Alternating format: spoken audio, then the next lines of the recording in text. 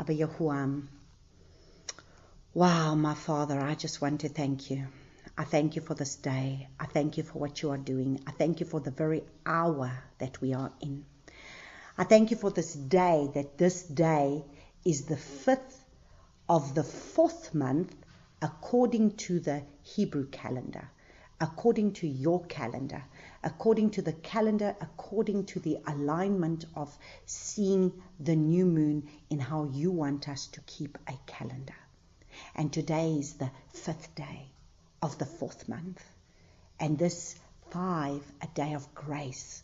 And on this day, you are opening the door for us to be able to come into this Exodus, this book of Shemot, the book of names, but at the same time, Exodus, a time of when your people was to exit out of bondage, out of slavery.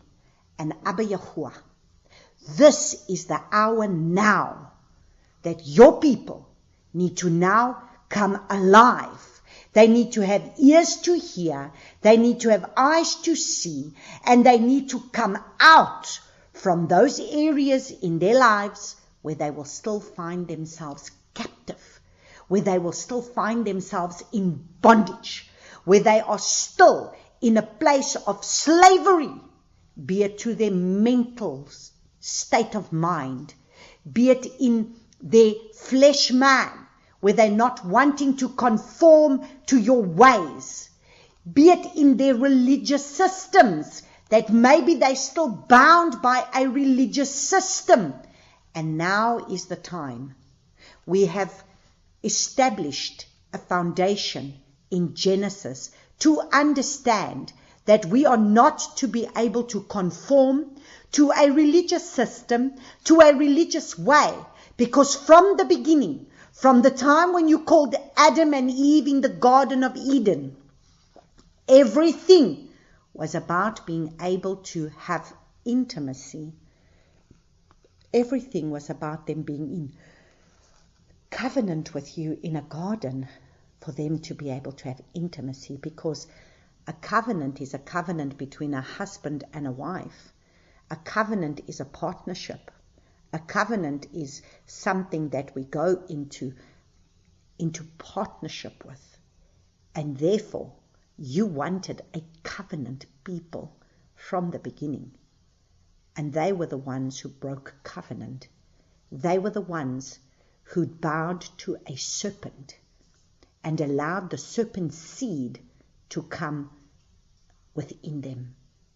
But Abba, you are still now in this hour calling your people out, to come out of Babylon, to come out of everything that is wanting to bring the serpent's seed in our lives that still keeps us captive and bound in so many different areas of our lives, where the enemy comes and torments us in our mind, where the enemy comes and allows us to be able to be conformed to the world and the ways of the world, and that we are conformed to the cares and the things of this world more than we are concerned for him and his kingdom.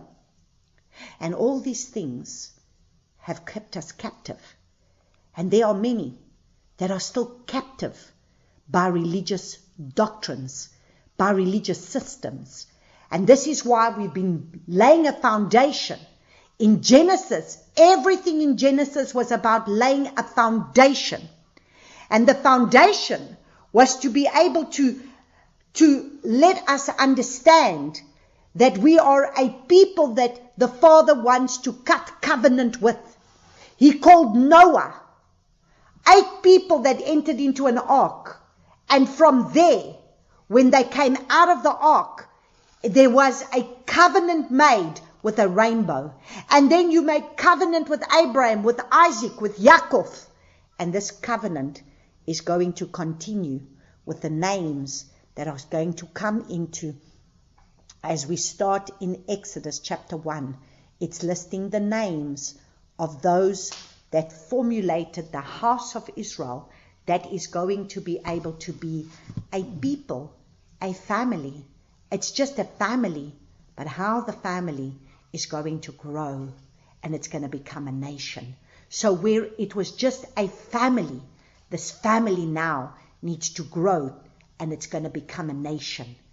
And therefore, the nation eventually is going to expand and it's going to bring in even those from other nations, because Yeshua has come to make a way for that. And so, Abba Yahuwah, I just want to thank you for the excitement that I have in my spirit for this wonderful book of Exodus, as I love the book of Exodus, because we see your hand and how you come and you deliver your people. You have always had a plan to bring deliverance to your people, and your people will rebel, but yet your heart is always to teach them, to guide them, to lead them, to show them, to come back to you, to come back to your heart, to come back to your ways. And we are the ones that are rebellious. We are rebellious people. We do not want to conform. We do not want your ways. We do not want your precepts or your ordinances or your statutes or your laws. We want it our way, and we want the easy way. But I thank you, Abba Yahuwah, because throughout this book, you are going to give us much foundation, because this is our foundational covenant that we are going to start working with. And for you to be able to lead us and guide us and teach us, because from this book now, there will be foundations. It starts with the people coming out, and it ends with a tabernacle being erected. So we are to become that tabernacle for you to understand that that is what you wanted from the beginning. Priests that would serve you and become a tabernacle that will carry your presence. That is the beginning. We're going to be delivered so that at the end of this book of Exodus, we can become this tabernacle and we can become a priesthood that is to be able to carry your presence. And this is everything that we're going to need to understand from beginning to end. There is a beginning, there is a middle, there is an end, there is a process that we need to work through in order to get there. And so I thank you, Abba Yahuwah, that you are the one that is going to lead and guide and teach us to be able to walk this pattern out, and that we want to be willing and obedient vessels that are going to learn from our forefathers who have already gone ahead of us. I praise and I thank you for this in Yeshua's name. Amen. Praise Abba Yahuwah. So this is exactly what it is. This is exactly what we are preparing ourselves for as we're going to enter into this book and as we're going to cover Exodus. So let us start by understanding the word Exodus. Exodus in the Greek is the word that means departure. So Exodus is the Greek word that means departure, and it is derived from the word ek, and that's the meaning. What ek means is out of, and that's 1537, which means out of. So they've come out of, they're going to come out of.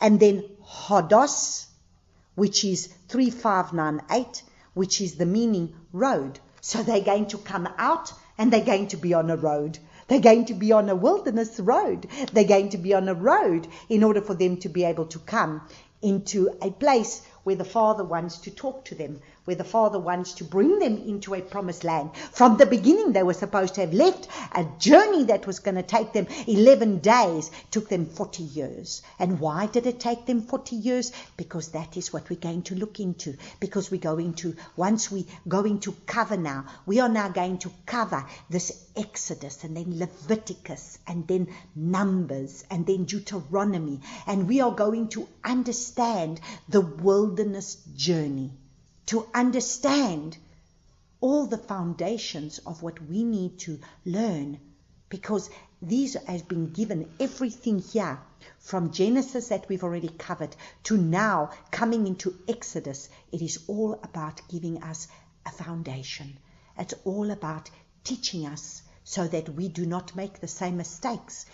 Everything has been put there as foundations for us. You see, this is our foundational covenant. So Genesis, Exodus, Leviticus, Numbers, Deuteronomy is our foundational covenant to understand the foundations that Father's already put in place for us to learn how He wants to be served, not how we're going to serve Him out of ourselves. So He was revealing Himself to Abraham. He was revealing Himself to Isaac. He was revealing Himself to Yaakov. He was revealing Himself to Joseph. He was revealing Himself now to the children of Israel to show them how He wants them to serve Him. And this is what He's busy doing. And so we are going to have a look at this. The Hebrew word for Exodus is the word Shemot, and that word Shemot is the word, it means these are the names of. So when you do the Torah studies, when you study, like there's sections that you study, each section starts with a name. So when we get to Exodus, it starts with the very first verse of that chapter that is going to be with where we're starting a new reading, and this is now the one that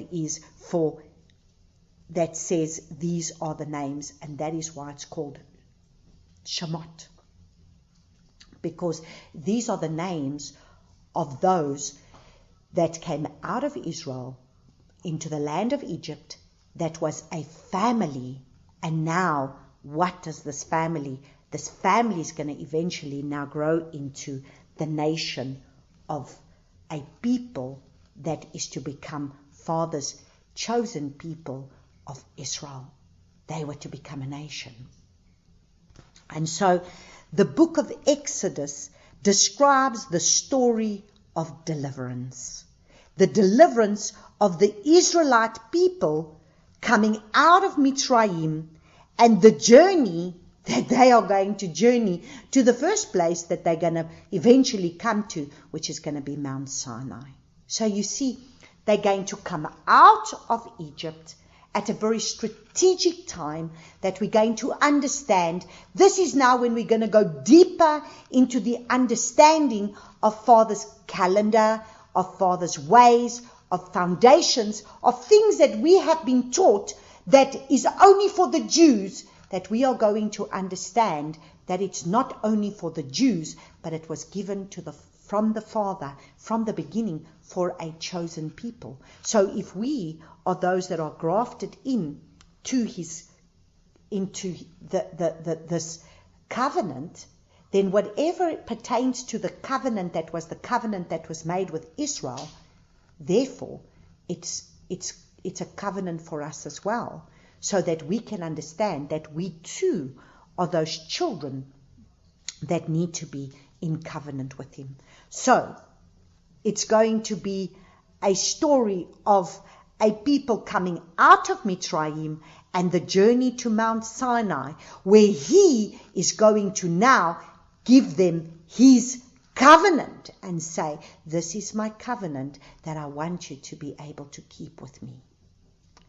And the events that are actually going to occur during their journey there. So what all is going to happen while they're on their journey to Mount Sinai, and then from there, what the Father is going to do. And so the journey was up to Mount Sinai, and then the rest of the chapters, for the last 15 chapters, is how the Father is going to speak to them about a tabernacle. So isn't it amazing? We are to come out of bondage. We are to be delivered by the King, so that we can then become a priesthood, to be able to be those that will be a tabernacle that He may dwell. And this is what we're going to understand throughout this book. And it is a story of a people who came from a promised land. So they were a people that was already in a promised land. That promised land was promised to Abraham, was then given to Isaac, was then given to Yaakov, and then from there the famine hit.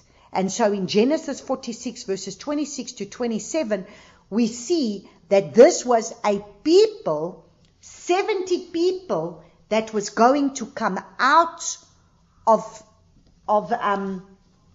they're going to come out of the promised land, and they were going to come into Egypt. So if we have a look at Genesis chapter 46 verses 26, and it says,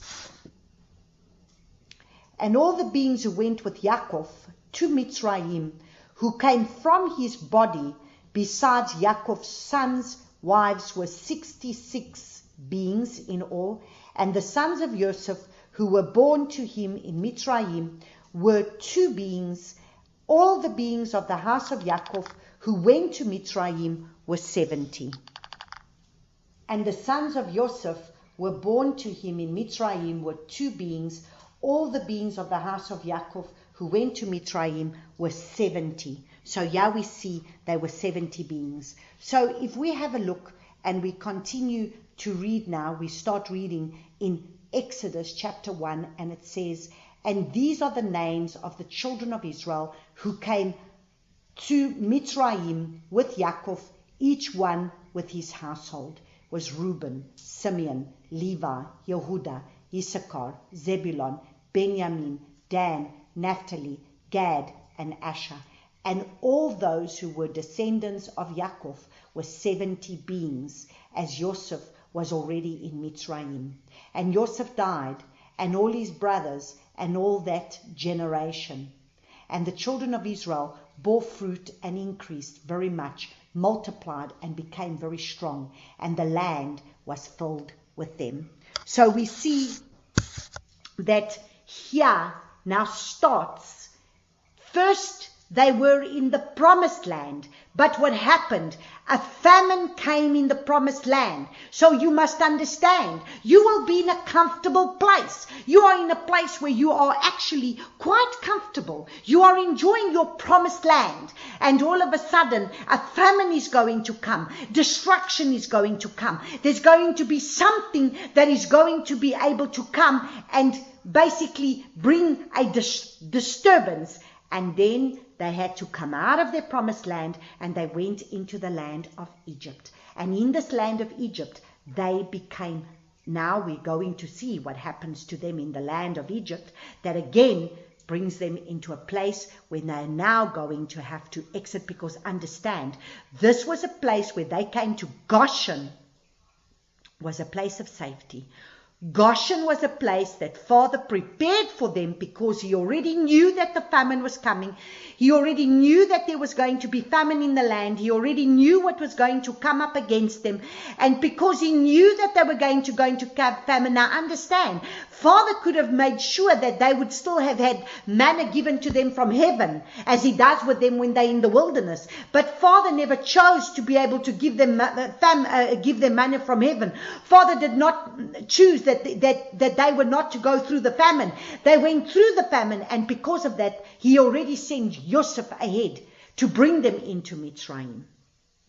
And so we will see the main theme of Exodus is the theme of redemption.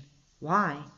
The deliverance of the children of Israel from bondage in Egypt, because what is going to happen? Let us continue to read our story. And the children of Israel bore fruit and increased very much, multiplied and became very strong. And the land was filled with them. We are in Shemot 1 verse 8 now. Then a new sovereign, a new Pharaoh, arose over Mitzrayim, who did not know Joseph. So understand, now there was a Pharaoh that did not know Joseph. He didn't know that Joseph was the one, that he was an Israelite, that he was the one that brought these Israelites into the land, but that he was the one that was second in charge of the land, that was put under the Pharaoh in order to be able to help the land of Egypt not to go into famine. And he provided for them for 7 years so that they would be able to acquire much wealth and become the most powerful nation in the whole world. At that time was this land of Mitzrayim, this Egypt, because everybody was subject to selling their possessions, selling everything in order for them to be able to just to get grain for them to be able to feed themselves. And so we see in verse 10, and so, and he said to his people, see the people, so then a new sovereign came and arose, and then verse 9 he says, and he said to his people, see, the people of the children of Israel are more and stronger than we. Come, let us act wisely towards them, lest they increase, and it shall be when fighting befalls us, that they shall join our enemies and fight against us, and shall go up out of the land. So there is a threat. You see, whenever children of the Father start to rise up, then there is a threat. You understand? Now they are threatened. They are threatened. There's a threat all of a sudden now. Because why? All of a sudden they're threatened now. Because now they're seeing this multitude of people. And who are these people? Do you understand? So they set slave masters over them to afflict them with their burdens. And they built for Pharaoh supply cities, Pithom, and Ramesses. So understand, now we see they are now put into slavery. So it says, but the more they afflict, so now they are put into slavery. So all of a sudden, there was this freedom that they had. They were enjoying this freedom. And they had lived there for how many years? We're going to look at how many years they have been part of the land of Mitzrayim. And they were there in freedom, and they were there enjoying the land. But understand, this is not where they belong. So you must understand, Father has a destiny of where you belong. And sometimes He's going to have to kick you out of your nest in order for you to finally come to the destiny of where you belong. So He will make the circumstances around you sometimes very difficult. So it's the same as like when there is a bird. Normally the birds, like I know that I've read about eagles, for example. When the baby eagles are sitting in the nest, and they're very comfortable sitting in their nest, and they're comfortable being there because now mommy is feeding them and daddy is feeding them, and they're very happy in their little nest. Mommy starts to remove the feathers of the nest. And so one feather gets removed and another feather gets removed until eventually the twigs start to prick them. And now they are forced to have to want to jump out and start to fly. Because the time is coming that they need to learn to fly to the destination of where they belong, fly into their own destiny and start their own call and start their own walk, and they need to go into their own destiny. And so it is the fact that the children of Israel have been there now for more than 400 years, or it could have been about 400 years. And now, all of a sudden, or less than 400 years, because by the time Moses comes, they've been there for more than 430 years, I think it is. And so now, they've got very comfortable there. But this is not their destiny. This is not their land. This is not where they belong. This is not the promised land. So they're comfortable there. They're enjoying life there. They're very happy there. But this is not their destination. This is not their promised land. This is not the land that was promised them through Abraham, Isaac, and Jacob. So you see, sometimes Father is going to make it difficult for you to finally get to the place of where you're supposed to be. So He makes it difficult. And so for you to be able to finally get to what you're supposed to do, it's going to become uncomfortable. It's not always easy in the beginning, and it takes everything out of you. And it's not, you imagine those little eagles, now all of a sudden they have to go find their own food. They have to go out and get their own food. They cannot stay in that nest forever. Mommy is going to kick them out. And the nest is no longer comfortable, you understand. It's going to get uncomfortable for them. And so we must understand that everything about Exodus is about a deliverance of the children of Israel from bondage. They are now in bondage in Egypt. It is a redemption plan. And the story has a deliverer. And that deliverer is Moshe, who will be seen as a type of Messiah.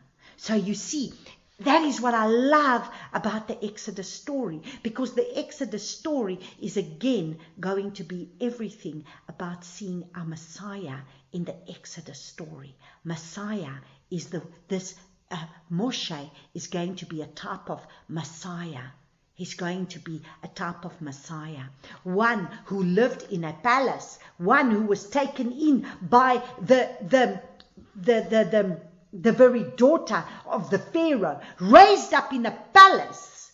But then he's going to have to be stripped of all of that to come poor amongst his people, to become a shepherd, to be able to come and bring the deliverance of his people. So our Messiah came from a heavenly realm where he has the riches of heaven.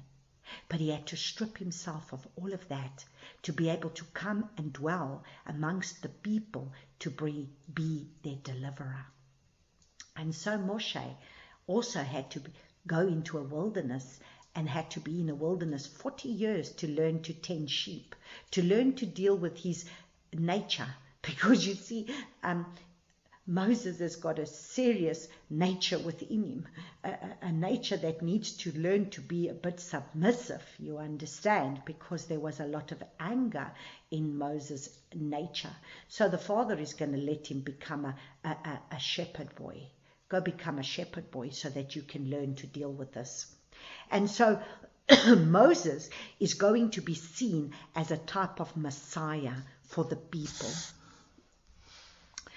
And as we are going to read through Exodus and consider Abba's ways, Yahuwah is leading us out of many things that have held us captive. We must now make a decision to follow him. He's the one wanting to deliver us, but then it is up to us to be obedient to follow him on the journey. So you see, this is the key of the gospel, you understand. The gospel was a free gift. It was a free gift. Deliverance was a free gift to the people of Israel. He is the one who told them. They did nothing. They were crying out for help. Father sent a deliverer. And the angel of death passed by their houses. And they're going to get delivered. That was the free gift. But now, they are going to be put on a journey. And in this journey, they are going to have to follow the Father's way. And if they don't, many are going to die. And then if they don't, they're going to stay in the wilderness. And they're not going to make their way back to the promised land. And so you see, this is the journey of our lives.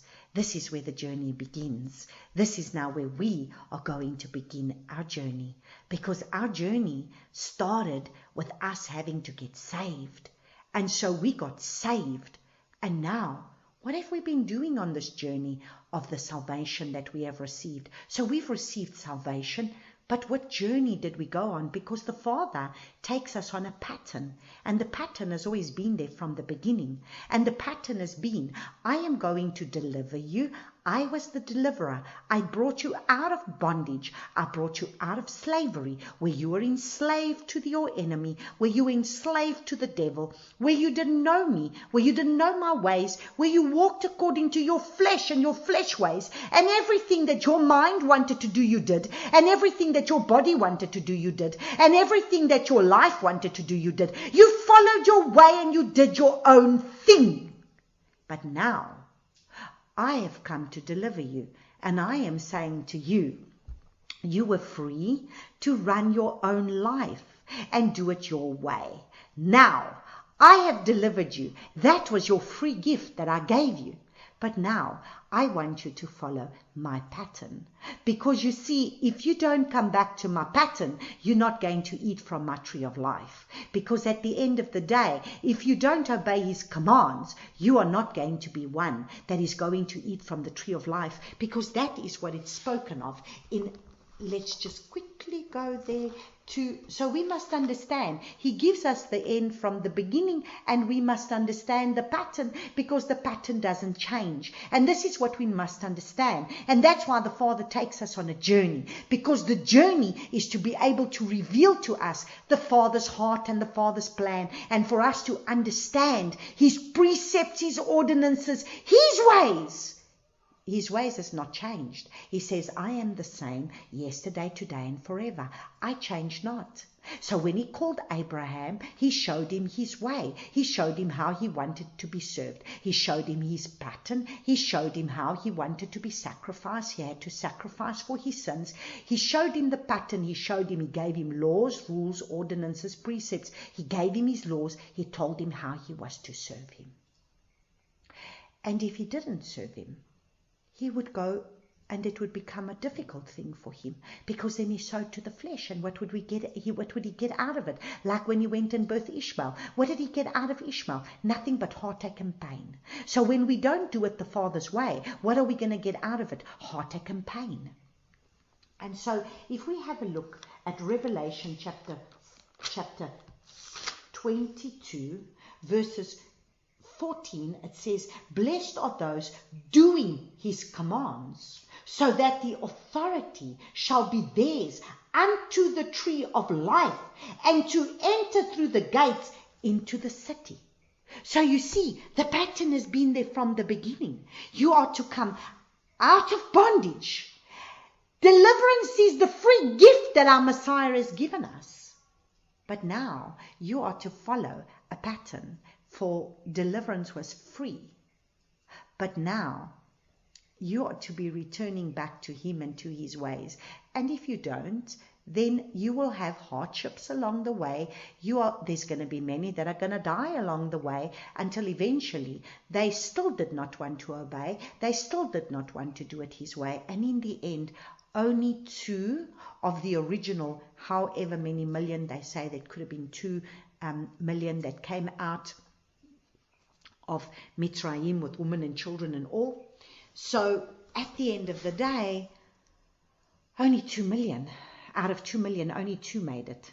So that is a 1%. It's not a lot. And so at the end of the day, he didn't bring the rest of them in because of their rebellious attitudes. And this is what the Father is wanting to teach us, that he has a pattern. And his pattern has been laid out for us in Scripture. And so that is why he's saying, you see, deliverance was the free gift that he gave us. He gave us deliverance as a free gift. And deliverance was the angel of death came and passed over the houses of the Israelites, as we're going to get further into Exodus chapter 12. And when we're finally going to look at this whole Exodus and how they're going to exit out of the land, it's going to be so exciting and so wonderful to be able to go into all of these things. And this was a free gift. The angel of Yahuwah passed by them, and the Pharaoh was going to let them go. And this is the whole story of what is going to happen. But then they are going to have to, they were a rebellious people. You must understand, for more than 400 years, there was no Father speaking into their life. They were living their lives. They were in the world. They learned the ways of the world. They did the things of the world. They were conformed to the world. They lived like the Egyptians. They served the Egyptian idolatry. They did all of this of Egypt. They lived like the Egyptians. They thought like the Egyptians, because by this time, where is a leader to lead them to come back to the Father's way? And so now the Father is wanting to reveal himself to them and say, okay, so now you've lived your way, it's time to live my way. Do you understand? And so this is what we're going to understand as we're going to embark on this journey over the next couple of books that we're going to read, which is really going to become our foundational covenant. And so he delivers us, but then it is up to us to be obedient, to follow him on the journey, so that we may come into his promised land. So do you see, the destination is still the promised land. The problem is that many of us think that we get saved and then we immediately go into the promised land. Oh no, my friends, you are not going into the promised land. You are not in the promised land. You are in your wilderness, because this is not your promised land. Your promised land is a land, and that is a land of Eretz Israel. That is the promised land where Yeshua is going to put his feet and where he's going to reign and rule for 1,000-year millennial reign. And you are either going to be part of that or you are not. He's either going to gather you out of the four corners of the earth when he puts his feet on the Mount of Olives, and he's going to come and reign and rule for 1,000 years, and that is going to be the 1,000-year millennial reign. I've got news for you. You are not being prepared because you're going to die and go to heaven. That is not what you're being prepared for. Right now, we are the remnant of the last generation that is being equipped, that's being prepared, that is being polished, that's being equipped so that you can go and reign and rule with him 1,000-year millennial reign. It's not for you to be able to think that you are just going to stand back and say, well, you know what, I don't need to worry about anything, because you know what, Jesus has done everything for me, and now I'm just going to fly out of here and I'm going to go to heaven. That is not what you are being equipped for. You are being equipped for you to be able to go and reign and rule with the King in a millennial reign, where he's going to reign from a city, Jerusalem, from Mount Zion, right from the beginning. This has been the plan. And so this is what we are being equipped for. And so he wants us to be able to come into this promised land. So you see, now you're going to go in this wilderness, and it all depends how you do in the wilderness, whether you're going to make it or whether you're not. And this is what people do not understand, because they've never been taught the pattern. They've never been taught his foundation. They've never been taught that there is a pattern that they are to follow. And that is why we are to understand the pattern. We are to understand that there was a pattern that was given to them, and therefore the pattern hasn't changed. And the pattern is there to be able to speak to us, for us to understand that there is a way that the Father has taken us. So you must understand, you don't receive salvation and then think that immediately you're going to enter into the Holy of Holies. No, because that's not the pattern that he shows you in Exodus. He shows you the pattern that he starts first in the Holy of Holies, and he works his way and he works his way and he works his way, and he tells you that this is the pattern of a house, and it's a pattern of a tabernacle. And so your tabernacle is supposed to be able to be built to bring glory and honor to him, and you need to understand his pattern. You need to understand his way. And this is what is so interesting, because you see, this is what has been lost to the people who sit in religion. When you sit in your church and you sit in religion, you just go through the motions, and you go to sermons, you go to church on a Sunday and again on a Sunday, and yet what are you being equipped for? What is the pattern that's being taught you? Where are you being sanctified? Where are you being purified? Where are you being set apart? If the Father says, be holy as I'm holy, be set apart as I'm set apart, then that is the pattern of what you're supposed to be doing. That is what is supposed to be happening in your life.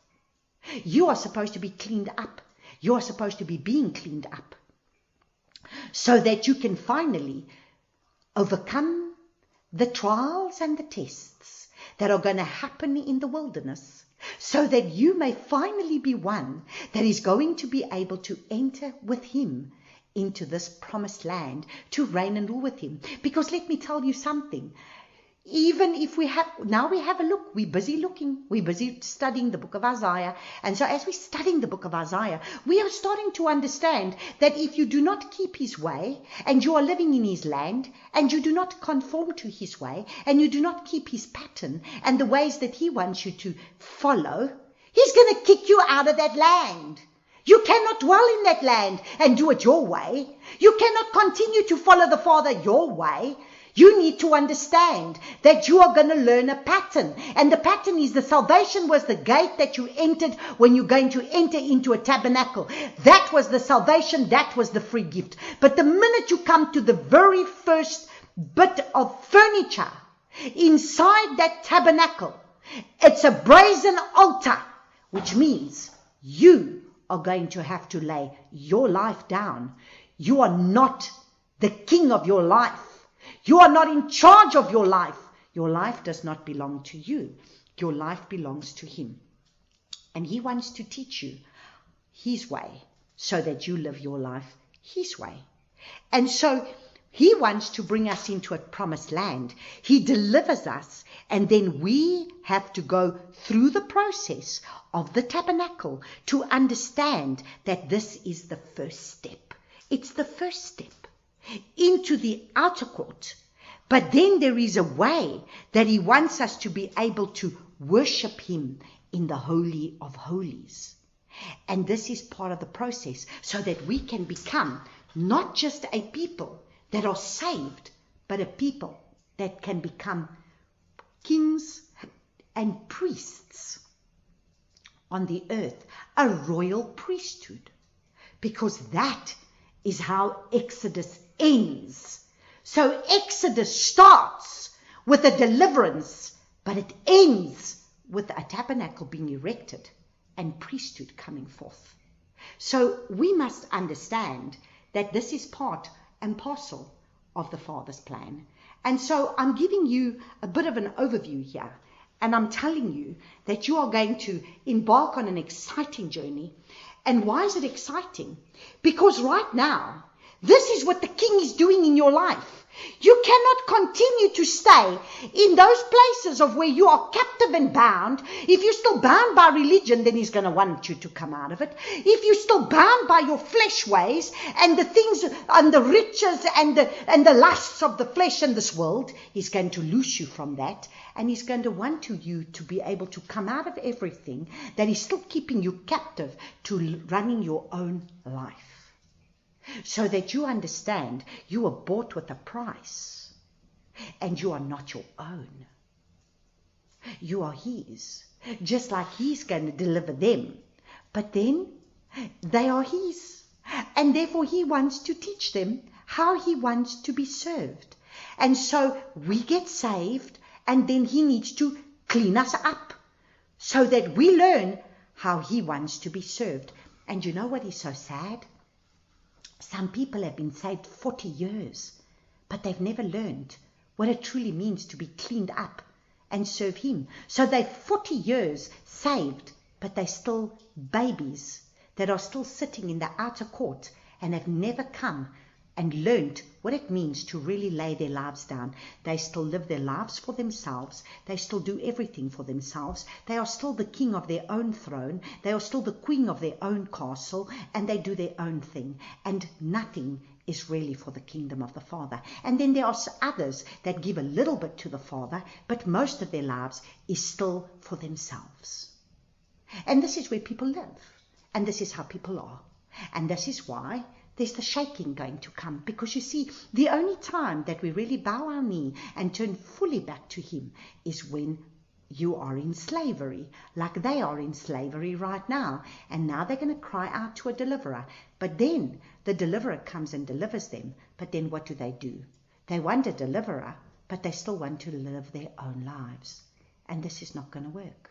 And this is what we're going to understand throughout this book of Exodus. And as we're going to complete Exodus, we're going to come into the book of Leviticus, when he's going to lay down some foundational things. And then we're going to understand Numbers, when we're really going to understand rebellion from another degree. And then we're going to have Deuteronomy, when he's going to recap everything. So it's going to be an exciting journey. So see, Genesis was laying out our covenant for us. Genesis laid it out. Genesis gave us a foundation that we needed to understand our Father, to understand that he's El Shaddai, to understand that he's made covenant, to understand that he called a family.